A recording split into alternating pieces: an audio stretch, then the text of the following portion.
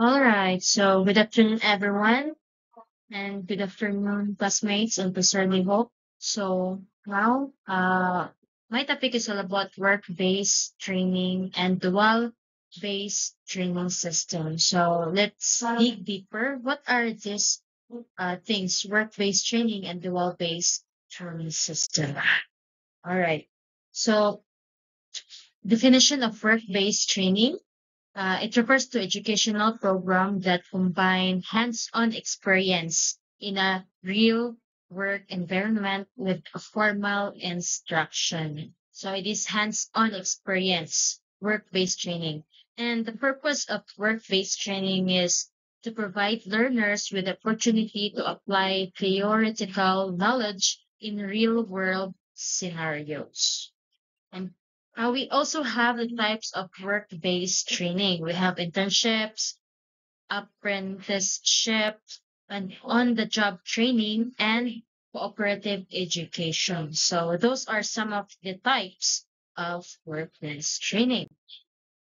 Now, we also have the benefits of work-based training. So we have five benefits of work-based training. And first of those benefits are skills development, increased employability, networking opportunities, real-world experience, earn while you learn. So when we say skills development, learners gain practical job-specific skills. So we as learners, we must gain skills, and especially to all of us with LHE, we have lots of skills that we have to focus.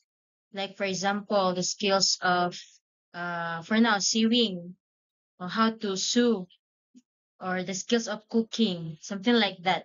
And then the second is increased employability. So experience makes candidates more attractive to employers. And the third of benefits are networking opportunities, building professional connections during training.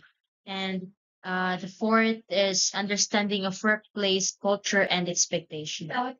And for the last benefit of work-based training is uh, earn while you learn. So some programs offer compensation, allowing students to support themselves. All right.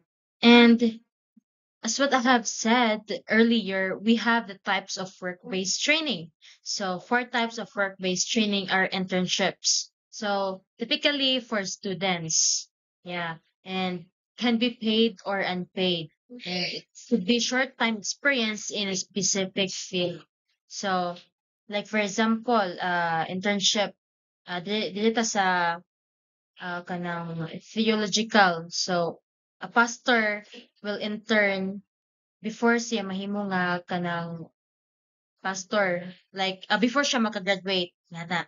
So intern sa siya una, like na siya usa ka field na siya church nga kanang dungon nga, which is ana siya mo intern og usa ka year, and then after that is graduate na siya nga internship.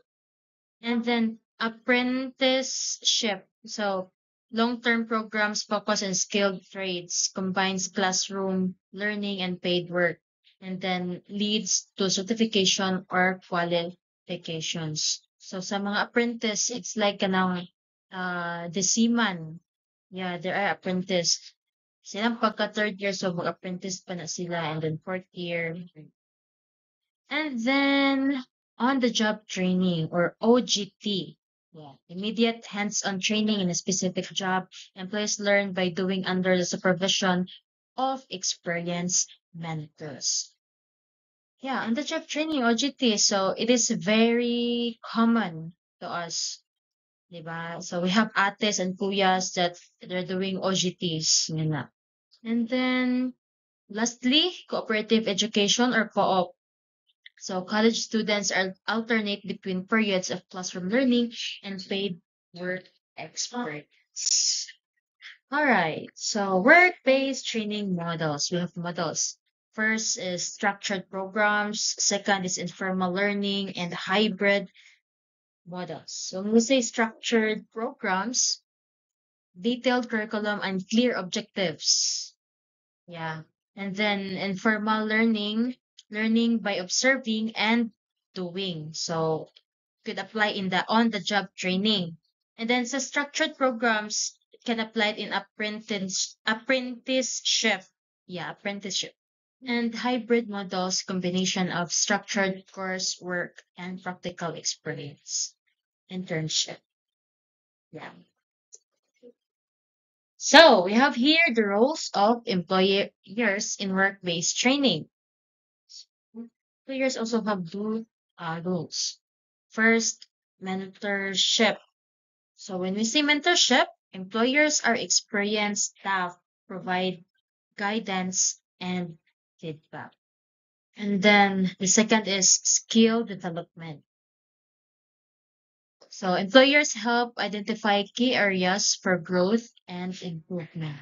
And then the third is evaluation. Employers assess performance and offer constructive criticism. Yeah. And then lastly, job placement. Many training programs can lead directly to permanent employment. For now, with the rule of education institutions. So curriculum design. Okay?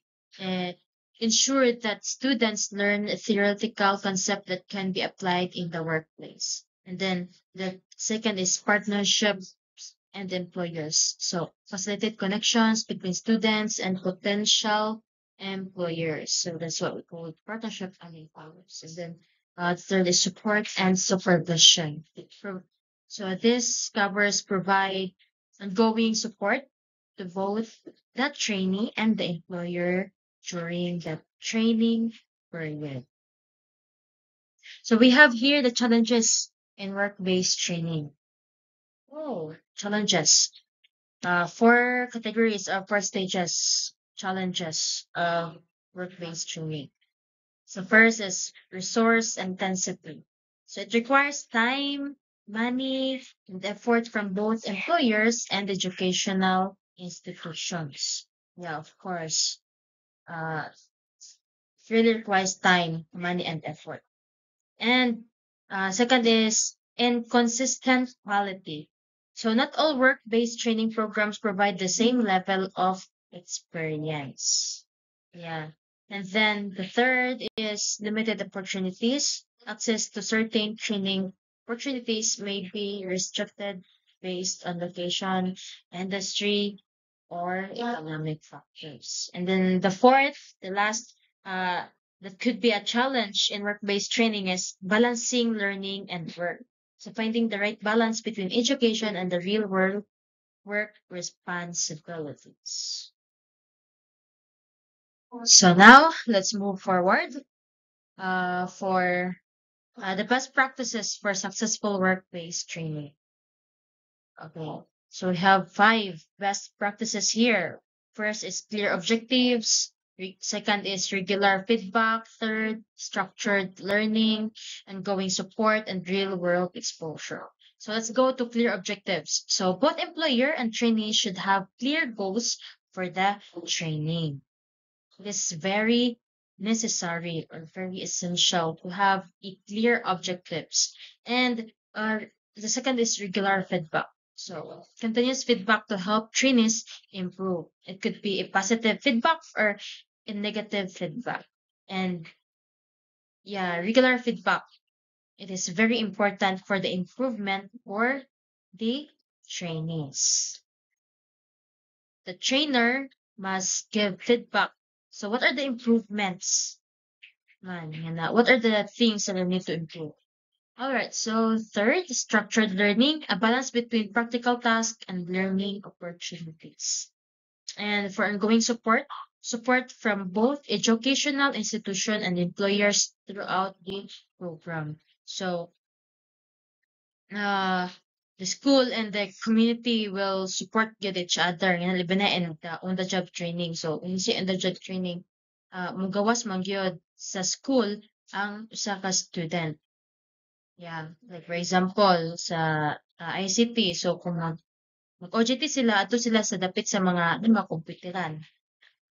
And then real world exposure. So trainees should be exposed to a variety of tasks and challenges in the workplace. So it is part of the trainees to be exposed in any different task so that he or she will know or she or he will be able to cope up of any challenges that are possible to be encountered in the future. It'll be not in the workplace, not in the field or in a real world na good. And then the future of work-based training. Let's move forward. So we have here the three future of work-based training. So first, increasing demand for skills workers. As industries evolves, demand for hands-on skilled workers will rise. So that's why we have to uh, focus on skills because kinda, skills are very important in a workplace. Good na to. Like, yeah, yun na, skills in knowing how to kanang sa computer, nga na. Skills sa ang pagluto, nga na. Like for example, mo apply ka sa restaurant, so need good kayo na nga na kay skills. And then mo na imuha nga magamit for your future nga work or workplace. And second is technology integration. So digital tools and platforms will enhance remote work-based training opportunities. And third, lastly, is globalization. So more international collaborations on work-based training programs. All right. So here we go. Let's continue. So for our conclusion for work-based training is an essential way to develop practical skills, increase employability, and bridge the gap between education and the workplace. And as industries continue to evolve, work-based training will remain a critical component in preparing future workers for success. So you all know now what are those types of work-based training. It could be internship, apprenticeship, or on-the-job training or oo. And let's move forward for the dual-based training forward. Okay, for dual-based training, what is dual-based training? Definitions, a training approach that combines classroom education with practical hands-on work experience, usually in collaboration with industry partners. And the goal is to prepare students for the workforce by offering both academic knowledge and vocational skills. So we have key features, structured learning in both educational institutions and workplace. A close partnership between schools and companies. So now let's move forward for the key characteristics of the wall-based training system. First, combination of theoretical and practical learning. Students spend part of their time in the classroom and part in real work setting. Second is collaboration between educational institutions and employers. So employers help design the curriculum and provide work placement. The last is workplace as a learning environment. Employers provide direct mentorship, training, and real-world exposure. So we have here the five benefits of the wall-based training. So they have similarities with work-based training. So first, skill development. So students acquire both academic knowledge and industry-specific skills. Second is enhanced employability.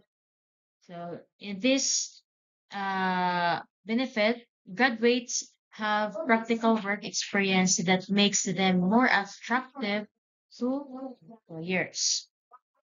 And the third, students are better prepared for the demands and culture of the workplace. So this is what we call workplace readiness. The fourth is stronger industry education links.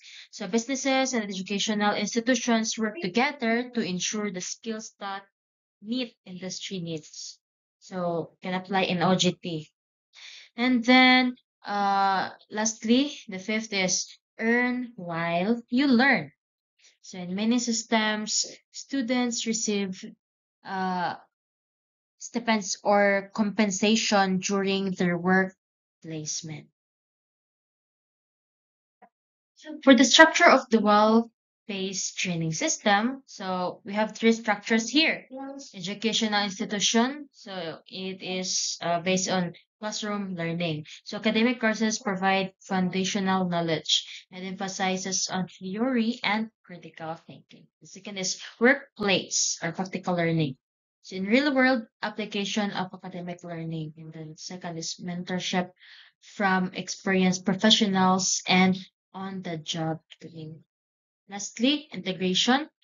So continuous feedback and reflection between the classroom and workplace experience. Second is project, assessments, or presentations that blend both learning environments. All right, so let's move forward for the examples of the well-based training system around the world. So we have the countries of Germany, Switzerland, Austria, and Australia. So first, it was Germany. So Germany's dual education system, one of the most well-known system.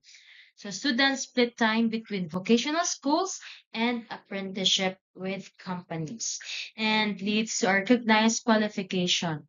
And in Switzerland, high school students work in various industries while attending vocational schools. So government in Switzerland plays a strong role in ensuring standards and cooperation between businesses and schools.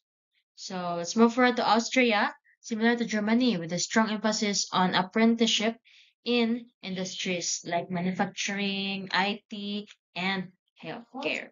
So Australia, VET or vocational education and training system that offers dual pathways combining apprenticeship and academic study. For the roles of stakeholders in the dual-based training system, so educational institutions. So in the cover of educational institution, uh, design curriculum that aligns with industry needs and provide theoretical education and monitor progress. So that is covered in educational institution. And employers, industry partners, it covers provide practical training and work placements. So they offer mentorship and guidance to students. And for the student, apply your theoretical knowledge in the workplace and gain skills, build professional networks, and prepare for full-time employments. For the government, it is optional, no? For the government. So regulate and support dual education programs, ensuring quality and access. So provide funding or incentives for businesses to participate in training programs that are their goals. For the challenges of the dual-based training system, first, balancing theory and practice. So ensuring that students get the right balance between academic learning and practical learning. So it must be balanced. Just like our life. Our life must be balanced also. No? And the second is quality control. Maintaining consistent training standards across different industries and institutions. Third, employer engagement. So ensuring that enough businesses are willing to participate and provide quality training. So engagement is very important. And cost to employers. Employers may face costs associated with mentoring, training, and offering students stipends or wages. For the best practices for implementing a dual-based training system. So first, best practices is clear communication and expectations. To ensure all stakeholders like students, educators, and employers to understand their roles and expectations. Communication is the key. And the second is structured programs. So design clear, well-structured programs with measurable outcomes. The third, regular feedback. Continuous monitoring and feedback between the classroom and workplace to ensure effective learning. So it could be, yeah, as what I've said, have for the work-based training, positive and negative feedback is very important for the improvement of the training. And fourth, partnership with industry. Encourage strong collaboration between educational institutions and employers to keep the curriculum relevant. And lastly, government support.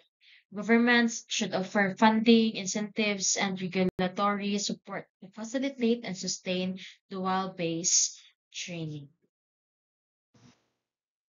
So let's move forward for future of dual-based training system. So increased demand for skilled labor and technological integration, global expansion. So when we say increased demand for skilled labor, as technology and industries evolve, more training system will need to adapt to new skill demands. And then for technological integration, digital platforms and online learning will complement workplace training, offering more flexible and scalable dual-based models. And for global expansion, countries worldwide are increasingly adopting dual education models to address skills gaps and youth unemployment. For the conclusion, the dual-based training system offers a powerful approach to skill development and bridging the gap between academic learning and the workforce. And for the future outlook for work, for the dual-based training system is as industries and educational needs evolve, the dual-based model will continue to be an effective strategy for developing a skilled, adaptable workforce. And for call to action, encourage educational institutions, businesses, and governments to collaborate in implementing or improving dual-based system for future generations.